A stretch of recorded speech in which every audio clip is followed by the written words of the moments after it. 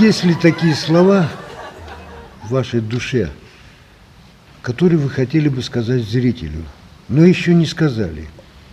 Многие десятилетия выступали перед народами России, перед людьми, и даже были в Ирландии, радовали ирландцев, отметили свои 80-летия, о которых мы фильм вот зритель скоро увидит.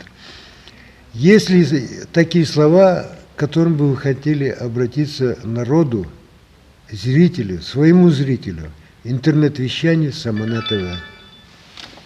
Вам слово. Мой девиз, я говорю всегда, это и душе. Я живу ради людей. Работаю, живу, чтобы было людям хорошо. По-другому значит. Я живу и работаю ради людей. И все, что вы творили, все, что вы сочиняли, слагали, писали, все было для людей, для народа. Так я правильно понимаю? Я живу и работаю ради людей. Цель моей жизни – делать людям добро. Вот это для меня всегда по всей жизни, сколько всего, для меня, как говорится, лозунг. Как, над этим, как флаг, да, как символ. Да, да, всегда вот именно. И многое в жизни и общественная работа, много, сотни, тысячи. Никогда я не оставлял любой вопрос взвешенным, нерешенным. И всегда дал ответ. И старался, как бы тяжело не было, если человек обращается, положительно решить. Да, это непросто. Приходится и бегать, и доходить до высоких начальств, но решать. И если не решу, мне это опять остается в душе боль, и так я не могу жить. Поэтому всегда стараюсь делать людям добро. И быть на высоте. Да, об этом я не думаю. Быть на высоте это некрасиво ради того, чтобы быть на высоте. А просто для души, да, вот себе совесть. Прежде всего надо человек уважать, сам себя должен уважать. Потому что общался, начал делать, делай до конца, добросовестно. Обязательно, чтобы было любую работу честно. Не люблю. Для меня, вот бывает иногда, вот так скажи, так, я не могу. Врать я не могу. По-другому сказать я не могу. Согласен, если душа не лежит. Да. Как бы не просили, вот надо бы, вот так скажи, там надо оправдаться, где-то что-то. Нет, ко мне не обращайтесь, я не могу этого делать. Ну, в жизни всегда не первое ставил я общественную работу.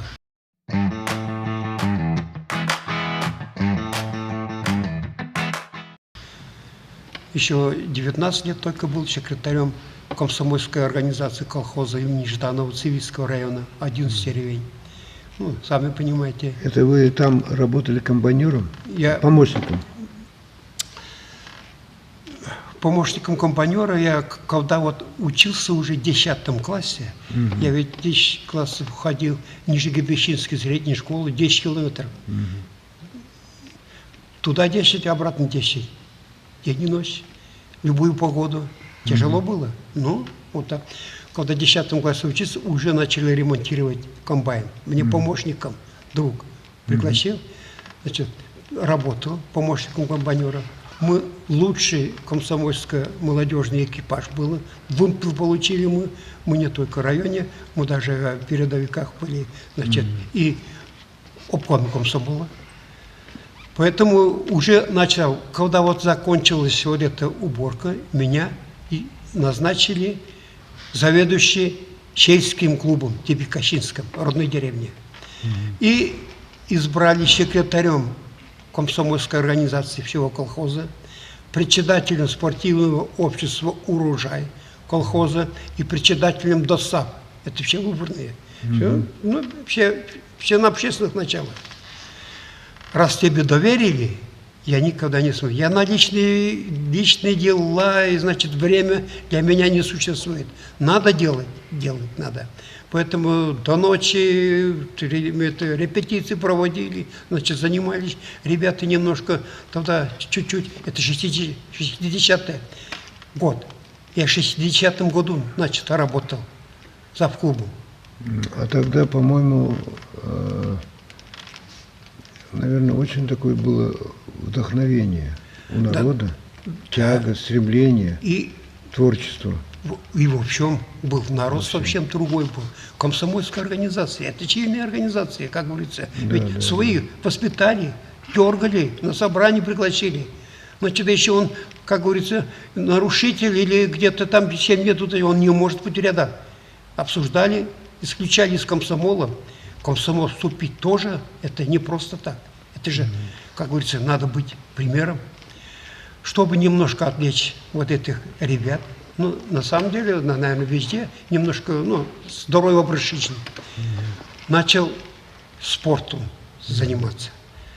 Проводил соревнования, первенства колхоза там по шашкам, шахмам, гири, значит, и тем более велосипед у нас рядышком был, как говорится, шоссе, значит, и по всем видам. Я чертить, рисовать немножко мог. Делал вымпела, чемпион колхоза, например, по шашкам, по лыжам, по гирям. Между колхозами проводили праздники песни, и вот это конкурсы, и соревнования. Поэтому ребята начали немножко заниматься. А сам везде, если ты вожак в любом деле, любой руководитель, посмотрите сперва на себя. И потом, как говорится, если подчиненные, если вы не лучше, ты не должен быть руководителем, тем более в общественной организации. На тебя все смотрят. Ты должен в общем показать пример. Вот тогда ты, как говорится, поэтому всегда был примером, спортом занимался по многим видам, но в итоге у меня по 6 видам, по 3 видам кандидат мастера, еще по 3 видам первого разряда. Велосипед. Велосипедом начал заниматься. И впервые в 1962 году на 3-й спартакиаде России наша колхозная команда защищать честь нашей республики, как говорится, доверили. Мы заняли впервые в истории Чувашии, привезли кубок по велосипеду. А участвовали на классе турист. Все приехали, все области, все республики на гоночных. Среди гоночных мы вот на туристе привезли кубок. Я индивидуально на 50 километров лично первое место занял. Вот заслуга у нас удивительно была Галя Алексеева. 16 лет, летняя девочка, моложе 18 лет нельзя по положению. Сделали, тогда паспортов не было, не давали. Справку, значит, ну, на 3 года старше сделали. Заняла первое место таким отрывом. А вот давайте-ка вспомним, Валерий Ярды, чемпион олимпийский, по-моему, был чемпион мира, да? Или олимпийский? Олимпийский. Олимпийский чемпион. Олимпийский. А это вот в те года он, наверное, так же и вырос. Это чуть позже. А позже? Да. Позже. Ага, понятно. Да, но движение тогда, наверное, видишь, всенародное было, стремление у людей, молодежи. Спортом мы и по другим видам, по лыжам, поэтому начали заниматься. И теперь для молодежи интересно всегда соревнования, любой еще конкурс где-то, в чем-то. Поднимаем, уходим на улицу, гири поднимай. Я 16 лет двухпудовую гирю начал поднимать. А вот в итоге в Ленинграде, когда учился на первом курсе, в Ленинграде честь общества, 40 лет общества «Динамо» в Ленинграде, я занял первое место по поднятию двухпудовой гири.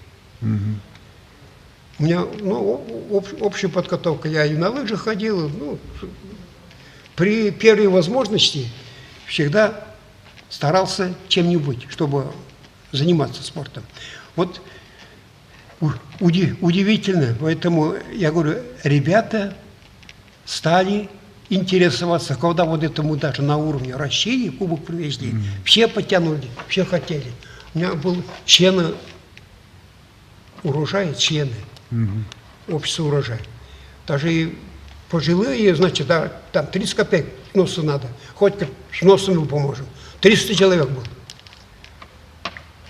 Вот когда работают, когда видишь, значит, и у нас молодежь и вообще, да, и другие организации, значит, общественные работы, да, это и районы поддерживали, и, ну,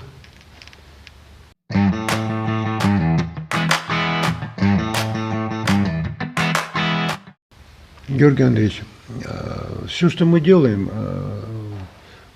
как бы для людей, для человечества ради продолжения нашего дела, общего дела, народного дела, ради продолжения жизни следующих поколений, чтобы государство как бы процветало.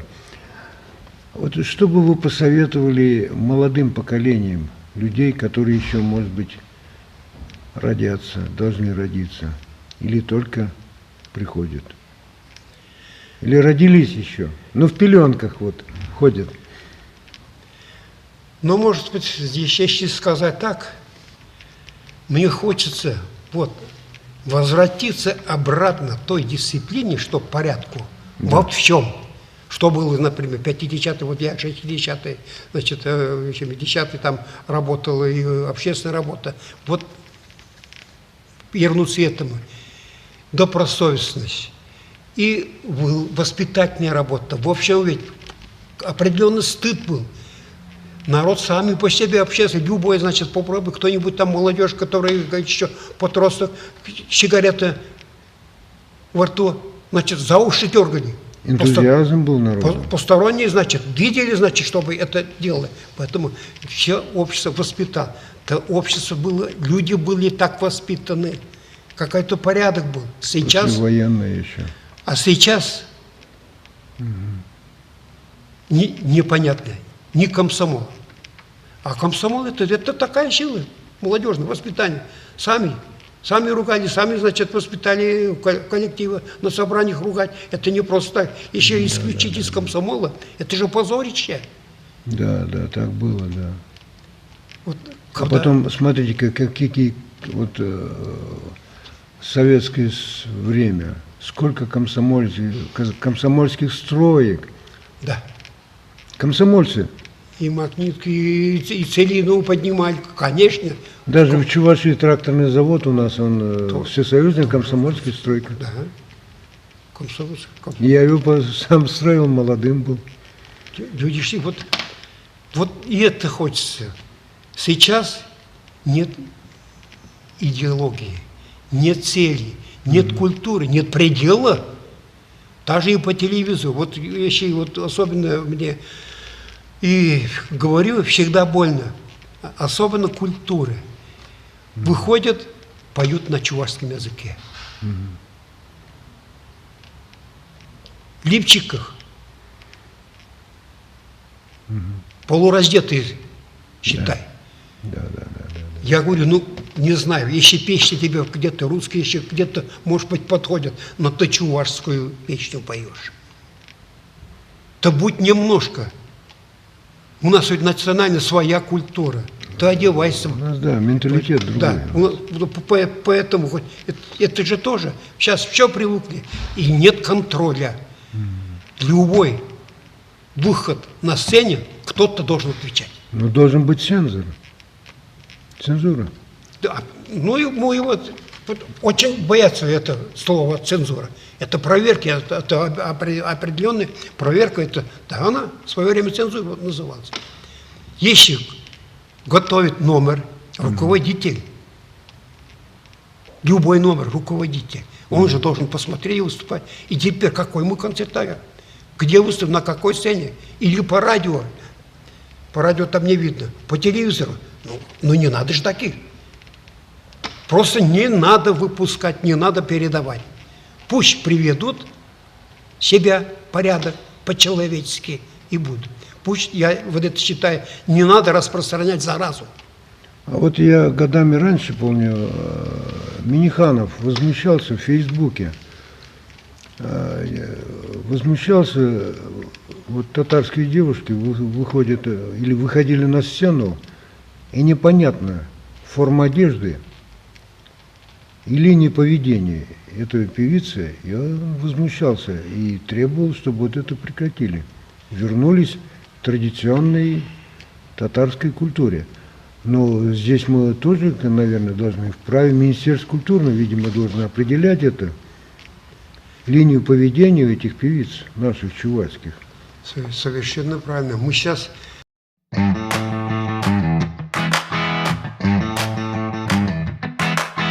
живем-то вот в таком веке. Да. Пишут. Я, конечно, не хочу говорить, я тоже пишу. Это я для души пишу, значит, и музыку. Некоторые ведь 3 слова песня. Ни задержания, ничего. Ну,